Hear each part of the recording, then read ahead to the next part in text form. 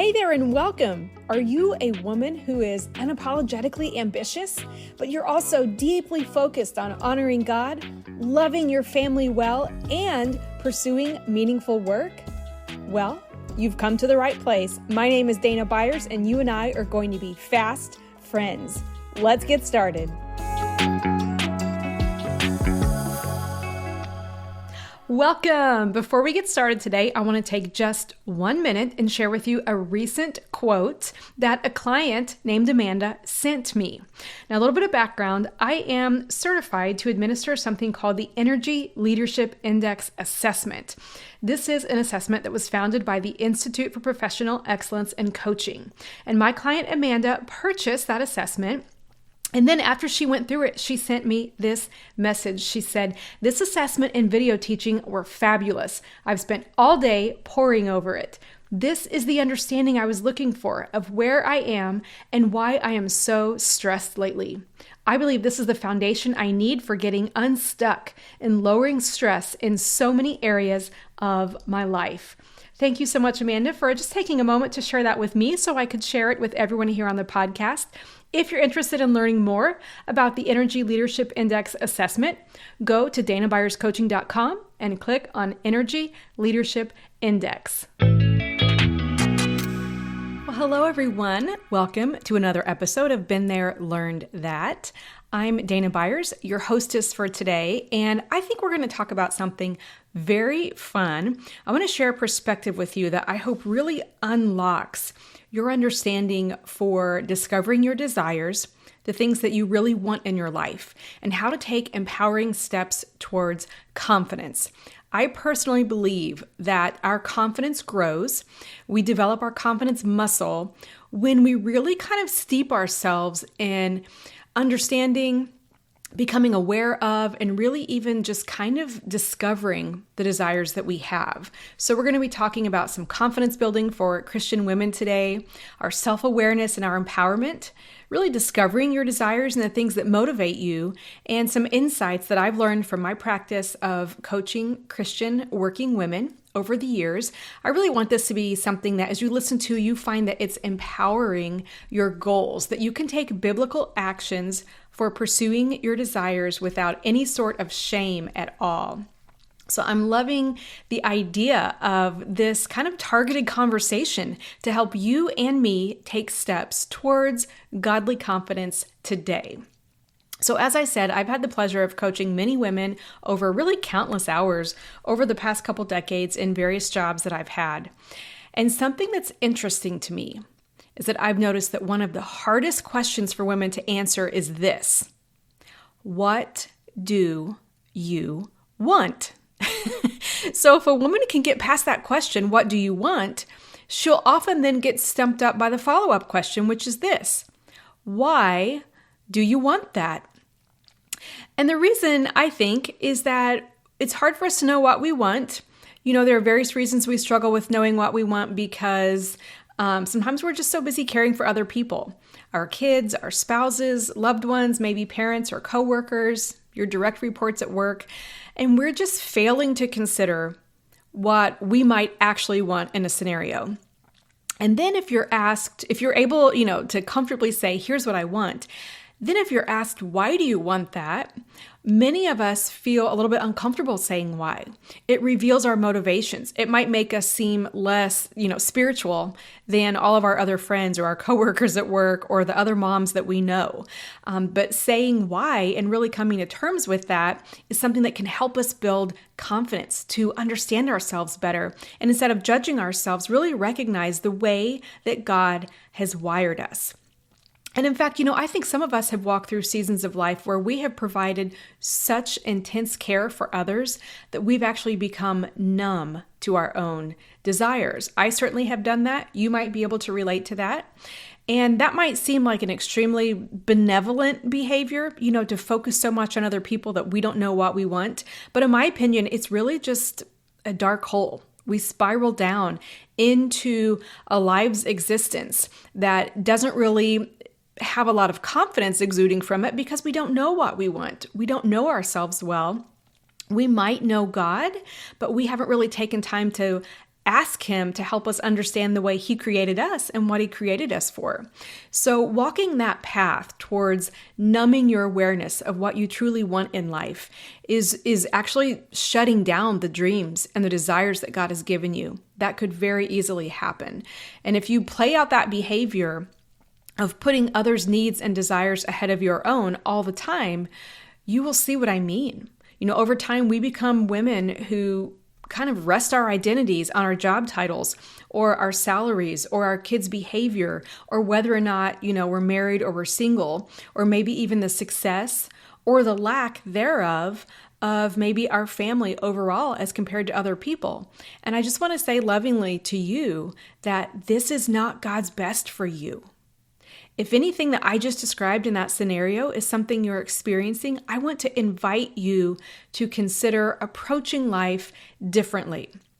But what it takes, instead of thinking more about other people and doing more for other people, which is often what we as women tend to do, it's going to require you to become self-aware, to recognize and admit to God and to yourself and maybe to some trusted people what you truly want. That could be maybe a promotion, whatever that looks like. I want you to start thinking about identifying what you want and why you want that. So here are some thoughts I've heard women say what they want while I've been coaching them. A woman has said to me, I would like to earn more money to help my kids pay for college. Another client said, I'd really love to lose 15 pounds because I want to have the energy to keep up with my grandkids. And a third client said, I would like to start my own business so I'm not tied to someone else's calendar. She really wants to have a sense of control and freedom with her time. And so as I share those 3 wants with you that women have shared with me, I'm sure you see the logic in all of those, right? However, if those were your thoughts, the tables might turn. And here's why. As women, we tend to kind of numb our own desires or hesitate to share them for fear of judgment. I'm so proud of those clients of mine who bravely told me what they want. And I understand and appreciate that it can be difficult to say that. We have to say it to save people. But I want you to imagine a great big scale, okay? A scale that weighs things. And on one end of that scale is the thought, I want what I want, and I'm going to stop at nothing to get it. Okay, that's one dramatic end of the scale. Well, the other end of this great big massive scale says, I should never have what I want in life, and I'm going to focus only on other people's needs and desires. Okay, well, that's 2 very far ends of the scale, right? Far ends of the spectrum. They're both very dramatic, but I'm using those dramatic examples to show you that many of us, myself included, I think tend to lean too far to that side of the scale, which says, I should never have what I want in life and I'm only going to focus on other people's needs and desires. We lean too far in that direction because we just want to make sure that we are nowhere near. We don't want to be anywhere close to believing ourselves or to being perceived as women who say what's at the far other end of the scale, which again is, I want what I want and I'm going to stop at nothing to get it. We don't want to be on that end of things. And so I think we overcorrect sometimes. We don't allow ourselves to be a little bit more neutral, to come to maybe the middle of those scales to better understand what it is that we want in life. So I'm going to use a pretty neutral example to share with you one way this played out in my life. But I use something that is not specifically, related super personally to any of our lives so that you can get a broader picture of how this might be able to work when you discover something that you want, okay?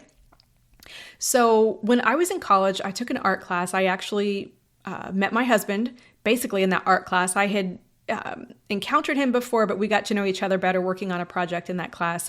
And during that semester and that class with my husband, I discovered one of my favorite artists. He is a painter, he is a sculptor. And so over the next years, even into my late 20s, I had the opportunity to visit some of his works with my family when we lived in Europe. And I love this artist so much that even friends and loved ones, when they're traveling, if they see pieces of his works of art, they'll just text me pictures of it. It's just something that I quite enjoy. And I've always thought, as long as I can remember, wow, wouldn't it be so special to own just a small little piece of his work? But I always left that desire at simply wanting that to happen, even if it, were never really possible. In fact, it felt so far out of reach that I would just enjoy the thought of his art. I would look at pictures I had taken of his art, a coffee table book that I have of his art. And that was enough for me. But I still had that desire thinking, man, wouldn't it be nice if? Well, then, incredibly, one day, I think it was back in 2018, maybe 2019. One day, I discovered on a random day an extremely affordable way to purchase a small sculpture of this artist. I had access to the funds at that time to be able to purchase it. I had a place that I wanted it in my home, and it feels so silly, but I don't really have the words to express to you how it felt to me to unpack that little sculpture when it arrived in my home. And to give it a place of honor where I see it every day. I can see it from where I sit on the couch when I have my quiet time. I can see it when I'm watching TV in the evening with my family. It is really special to me. And I love this little sculpture. But here's what I think that here's where the catch comes for those of us who are Christian women who want to be good stewards of our money, who want to use our money and our time to give our kids experiences. We want to build a life around the things that it seems we should have or want. And it's a catch for those of us because we want to cater our needs frequently to the needs of others and not our own. And while I wouldn't say ever that I needed that little sculpture, I would say it is so delightful to me. And I am fairly confident that most of you listening right now probably aren't judging me for finding the time and the place and the money to purchase this artwork that means so much to me. But I am also confident that some of you listening to this would actually judge yourselves for spending money on something that might feel a little bit silly to you, but would actually bring you great delight. So the catch here is with the how, right? How do we bring about the things that we want in our lives? Do we push our way for it? Do we do illegal things? Do we spend more money than we have? Do we find unfair ways to get an advantage? The how is what is so important when we have a desire. And I think that's why we so easily kill our desires, because we think, oh, that's not possible.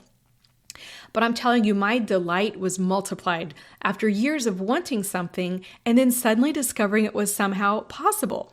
So the how matters when we choose not to kill our desires, right? But there's an even bigger element at play here that I want to communicate as clearly as I can to you, and it's this. Make sure that you don't kill your desires. Don't sacrifice them on the hill of practicality and logic. You do want what you want. Maybe you won't get it. Will it come to pass? Maybe not. But it's a special, confident feeling to get to a point where you are 100% okay with what you want never happening, but you still allow yourself to desire it. Instead of shutting down those thoughts and the things that would have meaning to you, you allow yourself to experience the feelings and the thoughts that are a reflection of how you are created. They're a reflection of your values and the things that have meaning to you, the things that are special to you. So you can allow yourself to hold space for the thought of, but wouldn't it be nice if? And that keeps us in a space where we aren't demanding, we aren't forcing our way for the thing that we want to happen, but we also allow our wants and desires to come to the surface. We don't, pull them out at the root. We give our dreams and desires a safe space to thrive and to be nurtured without an attachment to them actually having to happen. This is kind of a unique space to live in, but I want to invite you to that because I believe that listening to your desires, giving them a space to breathe, this is going to help you know yourself better. It's going to help you understand the way God created you without having judgment for yourself. And it can build a sense of confidence over time as you know what you want, but you're not demanding it. And you will stand ready to act if a window does come open for you, but you are not hustling to make it happen. So I have a little assignment for you today, and that is this. Take the time to think about something you want. Name it. Now, it's possible that right now, maybe you want some ice cream or maybe a vacation. But I want you to think of something that you long for that you maybe don't mention much, if at all. You might be longing for something like a friend who truly holds you accountable so you can grow. You might be longing for a job or where you have a 401k that you can invest money into every paycheck. I have a friend who said recently she would love to have a garden that she could tend to support her mental and physical health. I know someone who would love to have a companion pet. Maybe you want to own your own business, to utilize your strengths to serve other people and to pay the bills. You might have a deeply seated desire to be part of a church community whose theology aligns with yours. You might just want the chance to try out a business idea or to partner with someone else with an idea that you have. A deep desire in you might be to have a job where your value is acknowledged. Or maybe you would really love to have a consistent sleep schedule that is not impacted by stress and anxiety every night.